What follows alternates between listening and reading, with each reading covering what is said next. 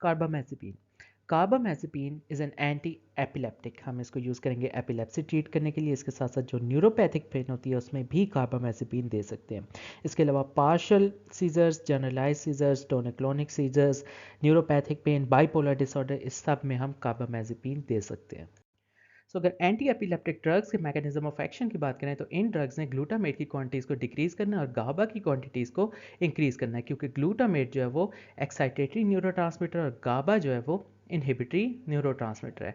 सो अगर mechanism of action की बात करें तो कुछ न्यूरॉन्स होंगे जिन्हें हम कहेंगे ग्लूटामिनर्जिक न्यूरॉन्स जो कि ग्लूटामेट सिक्रिएट करेंगे, और कुछ न्यूरॉन्स होंगे उन्हें हम कहेंगे गबर्जिक न्यूरॉन्स जो कि गाबा सिक्रिएट करेंगे। सो ग्लूटामिनर्जिक न्यूरॉन्स में ग्लूटामेट्स को वेसिकल्स के अंदर पैक करेंगे, देन वो रिलीज होंगे और जो ग्लूटामेट है वो पोस्ट साइनेप्टिक न्यूरॉन के ऊपर जाएगा। अब पोस्ट साइनेप्टिक न्यूरॉन के ऊपर डिफरेंट रिसेप्टर्स हो सकते हैं। फॉर एग्जांपल इसके ऊपर एन टी ए रिसेप्टर्स भी हो सकते हैं और इसके साथ साथ एम्पा रिसेप्टर्स भी हो सकते हैं। अब जब ग्लूटामेट इनके साथ बाइंड करेगा तो ये दोनों क्या करेंगे, सोडियम की कंडक्टर्स कराएंगे। सो जब सोडियम ज़्यादा ज़्यादा सेल के अंदर आएगा तो उसकी वजह से डीपोलराइजेशन होगी। जब डीपोलराइजेशन होगी तो एक्साइटेशन होगी और एपिलेप्सी होगी। अब इसी पोस्ट साइनेप्टिक न्यूरॉन के ऊपर कुछ ना कुछ सोडियम चैनल्स भी हैं, यहाँ से भी ये पाथवे जो है वो कंटिन्यू हो सकता है। तो अब जो प्री साइनेप्टिक ग्लूटामिनर्जिक न्यूरॉन की अगर बात करें तो ग्लूटामेट रिलीज़ क्यों होता है, ये रिलीज़ सोडियम और कैल्शियम चैनल से रिलेटेड है।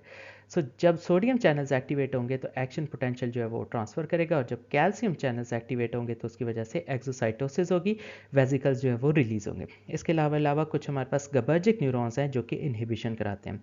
अब इसमें जो गाबा है वो वेसिकल्स के अंदर पैक होता है, देन वो साइनेप्स पे रिलीज़ होता है। यही जो गाबा है ये पोस्ट साइनेप्टिक गाबा रिसेप्टर्स के ऊपर जाएगा और उन्हें एक्टिवेट करेगा। सो जो पोस्ट साइनेप्टिक गाबा रिसेप्टर्स हैं उनके ऊपर कुछ साइट्स होती है जिसे बेंजोडाइजेपिन बाइंडिंग साइट भी कहते हैं और बारबिटूरेट बाइंडिंग साइट भी कहते हैं। सो गाबा रिसेप्टर करेगा क्या कि अल्टीमेटली ये क्लोराइड की कंडक्टर्स को इंक्रीज करेगा, ज़्यादा से ज़्यादा क्लोरीन पास करेंगे, जिसकी वजह से होगा क्या कि हाइपर पोलराइजेशन होगी। हाइपर पोलराइजेशन होगी तो एक्साइटेशन जो थी उसकी इनहिबिशन हो जाएगी और हम कहेंगे कि न्यूरोनल एक्टिविटी जो है वो डिक्रीज कर गई, यानी एपिलेप्सी जो है वो ख़त्म हो गई है। सो जो एक्स्ट्रा गाबा साइनेप्स में बचेगा ये थोड़ा बड़ा रिस्टोर भी हो जाएगा, किसके थ्रू, गाबा ट्रांसपोर्टर्स के थ्रू, जिसे हम कहेंगे GAT1 और इस तरह जो गाबा का साइकिल है वो कंटिन्यू होगा। अब न्यूरॉन्स के अंदर कुछ एंजाइम्स होते हैं जिन्हें हम कहते हैं गाबा टी यानी गाबा ट्रांसफरेसेस, जो कि इस गाबा को मेटाबोलाइज कर देंगे to succinic semi aldehyde which is inactivated product. So succinic semi aldehyde GABA का बन सकता है।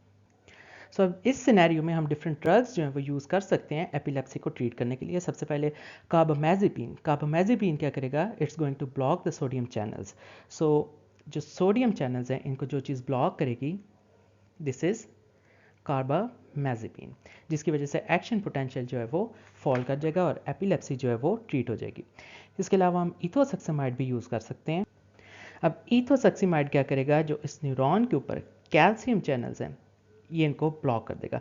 अब नॉर्मली इन कैल्शियम चैनल्स ने स्पाइक एंड वेव पैटर्न जो है उसको मेंटेन करके रखा हुआ है, जिसकी फ्रीक्वेंसी अराउंड अबाउट 3 हर्ट्ज है। सो जब हम इथोसक्सामाइड देंगे और कैल्शियम चैनल ब्लॉक हो जाएगा तो हम कहेंगे कि एपिलेप्सी जो हमने वो ट्रीट कर दिया। इसके अलावा वेलप्रोइक एसिड दे सकते हैं। वेलप्रोइक एसिड करेगा क्या, again it's going to block the sodium channels. So valproic acid sodium channels को ब्लॉक करेगा और इसके साथ साथ जो गाबा ट्रांस एमिनेज एंजाइम है जो कि गाबा को इनएक्टिवेट कर रहा था, मेटाबोलाइज कर रहा था, सो वेलप्रोइक एसिड इसको भी जाकर ब्लॉक करेगा, जिसकी वजह से गाबा की क्वांटिटीज़ जो है इंक्रीज कर जाएंगी। जब ज़्यादा ज़्यादा गाबा होगा एक्टिवेट करेगा गाबा रिसेप्टर्स को, तो उसकी वजह से ज़्यादा से ज़्यादा हाइपरपोलराइजेशन होगी और इनहिबिशन होगी। उसके अलावा हम कुछ डायज़ेपाम्स यूज़ कर सकते हैं जो कि बेंजोडायज़ेपिन बाइंडिंग साइट के ऊपर जाएंगी, वहाँ पर एगनिस्ट है और क्लोराइड चैनल्स की क्लोराइड चैनल्स को ओपन कराएंगे और क्लोरीन की कॉन्सेंट्रेशन को इंक्रीज़ कराएंगी, जिसकी वजह से हम कह सकते हैं कि जो न्यूरॉन है वो हाइपरपोलराइजेशन में जाएगा और इनहिबिशन में जाएगा। सो डायज़ेपाम्स के बाद हम कुछ बारबिटूरेट्स यूज़ कर सकते हैं जो कि अगेन गाबा रिसेप्टर्स के ऊपर बारबिटूरेट बाइंडिंग साइट के ऊपर बाइंड करेंगे और क्लोराइड की कंडक्टेंस को इंक्रीज़ करेंगे। इसके अलावा जो बारबिटूरेट्स हैं वो सोडियम और कैल्शियम चैनल्स को भी अफेक्ट करेंगे। सो बारबिटूरेट्स के बाद हम यूज़ कर सकते हैं वाइगाबैट्रिन। वाइगाबैट्रिन क्या करेगा, this is irreversibly going to inhibit the GABA T. So Viagra pattern irreversibly GABA T को इनहिबिट करेगा। उसके अलावा लेमोट्रिजीन यूज़ कर सकते हैं। अब जो लेमोट्रिजीन है this is going to decrease the glutamate release. So जो ग्लूटामेट की रिलीज़ है इसको कम करेगा लेमोट्रिजीन। इसके साथ साथ लेमोट्रिजीन क्या करेगा, सोडियम चैनल्स को ब्लॉक करेगा। सो जो सोडियम चैनल्स थे इसको लेमोट्रिजीन ने ब्लॉक किया, जिसकी वजह से हुआ क्या है कि पोस्ट साइनेप्टिक एक्साइटेशन जो है वो डिक्रीज होगी है। लेमोट्रिजीन के बाद यूज़ कर सकते हैं टायगाबीन। टायगाबीन क्या करेगी, this is going to block the GABA transporter which is GAT1। So tiagabine is going to block GABA transporter. उसके बाद टोपिरामेट यूज़ कर सकते हैं। अब टोपिरामेट क्या करेगी, this is going to block the AMPA channel. So जब AMPA channel जो है ब्लॉक हो जाएगा तो उसकी वजह से एक्साइटेशन जो है वो भी ख़त्म हो जाएगी। इसके साथ साथ टोपिरामेट और क्या करेगा, this is also going to block the sodium channels. तो जो सोडियम चैनल्स हैं इनको भी टोपिरामेट ब्लॉक करेगा। इसके साथ साथ topiramate is also going to potentiate the GABA channels. So ये सारे फंक्शन थे टोपिरामेट के। उसके बाद हम लेवेट्रिएसिटम यूज़ कर सकते हैं जो कि बाइंड करेगा साइनेप्टिक वेसिकल प्रोटीन SV-A2 के साथ। सो जो साइनेप्टिक वेसिकल प्रोटीन थी SV-A2 उसके साथ बाइंड किया है लेवेट्रिएसिटम ने, जिसकी वजह से ग्लूटामेट रिलीज जो है वो डिक्रीज हो गया। और फाइनली हम गाबा पेंटिन यूज़ कर सकते हैं। सो जो गाबा पेंटिन है ये क्या करेगी, this is going to bind to the calcium channels. Calcium channels भी P, Q और N, और उसकी जो सब टाइप होगी that is going to be alpha-2 gamma-1 and alpha-2 gamma-2। So gabapentin calcium channels की इन सब साइट्स के ऊपर बाइंड करेगी, जिसकी वजह से ग्लूटामेट की रिलीज जो है वो डिक्रीज होगी। So there is decreased release of glutamate and there is increased release of गाबा। सो जब गाबा बढ़ जाएगी और ग्लूटामेट कम हो जाएगी तो हम कह सकते हैं कि एपिलेप्सी को हमने ट्रीट कर दिया है थ्रू गाबा पेंटेन। तो अगर सेलेक्टिवली कार्बामेज़ेपिन के मैकेनिज्म ऑफ एक्शन की बात करें तो इसने सोडियम चैनल्स को ब्लॉक करना है, जिसकी वजह से सोडियम का इनफ्लक्स जो है वो भी ब्लॉक हो जाएगा।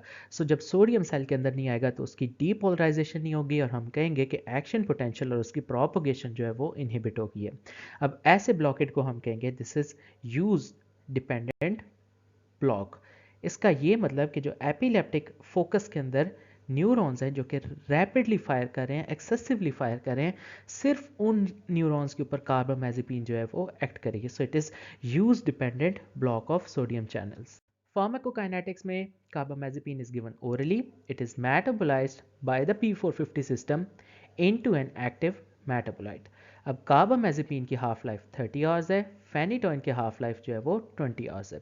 और फेनिटोइन की जो हाफ लाइफ है वो डोज के साथ साथ बढ़ती है बिकॉज ऑफ सैचुरेबल काइनेटिक्स। और इसी सैचुरेबल काइनेटिक्स की वजह से हम फेनिटोइन को जो है उसकी प्लाज्मा कॉन्सेंट्रेशन मॉनिटर कर सकते हैं।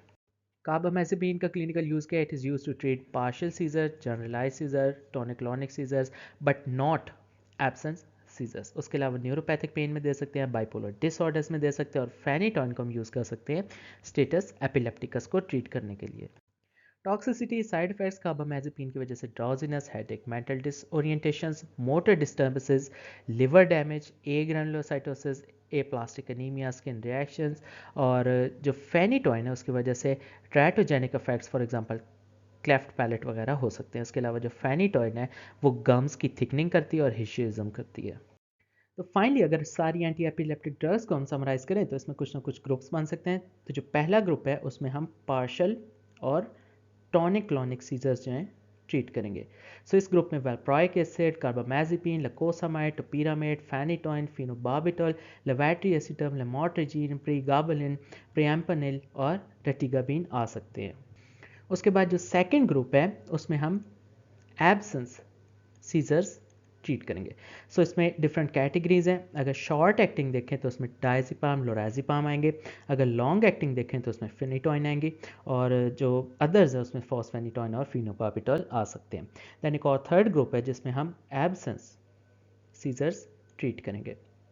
सो एब्सेंस सीजर को हम ट्रीट कर सकते हैं इथोसेक्सिमाइड, वेल्प्रोइक एसिड, क्लोनाजिपाम, लेमोट्रिजीन, लेवेट्रिएसिटम और जुनिसामाइड के थ्रू। फिर एक और ग्रुप है जिसमें हम मायोक्लोनिक सीजर्स को ट्रीट करेंगे। So for myoclonic seizures We are going to use valproic acid, lamotrigine, clonazepam, zonisamide, levetiracetam and topiramate. इसके अलावा कुछ और ड्रग्स हैं जिन्हें हम कहते हैं बैकअप ड्रग्स या फिर एडजंक्ट्स। उसमें फैबामेट, गाबापेंटिन, रुफिनामाइड और वाइगाबेटिन आ सकते हैं। तो एपिलेप्सी के अलावा हमारे पास कुछ और ड्रग्स हैं जिन्हें हम यूज़ कर सकते हैं बाकी मूवमेंट डिसऑर्डर्स में। सो मूवमेंट डिसऑर्डर्स में जो पहला डिसऑर्डर है दैट इज़ ट्रेमर्स। ट्रेमर्स की ट्रीटमेंट में प्रोप्रानोलोल, मीटोप्रोलोल, गाबापेंटिन, टोपिरामेट, प्राइमिडोन और बोटुलिनम आ सकते हैं। जो दूसरा मूवमेंट डिसऑर्डर है उसमें हंटिंगटन्स डिजीज़ आ सकता है। सो हंटिंगटन की ट्रीटमेंट में हैलोपेरिडोल, परफेनाजिन, रेसरपिन और टेट्राबेनाजिन यूज़ कर सकते हैं। जो थर्ड मूवमेंट डिसऑर्डर है उसमें टॉरेट सिंड्रोम आ सकता है। सो टॉरेट सिंड्रोम में हैलोपेरिडोल, पाइमोजाइड, क्लोनिडीन, उसके अलावा कार्बामेज़ेपिन और क्लोनाज़ेपाम यूज़ कर सकते हैं। और जो fourth movement disorder that is acute dystonia. So dystonia में बेंस्ट्रोपिन और डाइफेनहाइड्रामीन यूज़ करेंगे। उसके बाद ट्रेव्स डिस्काइनेसिस, उसमें हम ड्यूटेट्राबेनाजीन यूज़ करेंगे और वेलबेनाजीन यूज़ करेंगे। Then finally we have Wilson's disease. Wilson's disease को कहते हैं हेपेटोलेंटिकुलर डिजनरेशन और उसमें पेंसिलनामीन यूज़ कर सकते हैं, डाइमिथाइलसिस्टीन, ट्राइएंटीन यूज़ कर सकते हैं और टेट्राथायोमोलिबडेट यूज़ कर सकते हैं।